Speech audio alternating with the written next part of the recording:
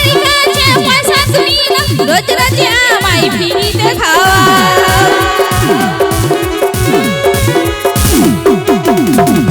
কি গো ইয়া বন্ধুরা কেমন আছো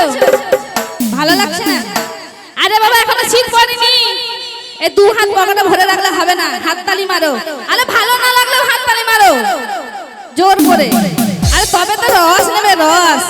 তোমরা রস না আমি রস দেবো আচ্ছা একটা কথা জিজ্ঞেস করবো তোমাদের কাছে ইয়াং বন্ধুদের কাছে যদি আমি রোজ রোজ ফ্রিতে খাই কি হবে বলো তো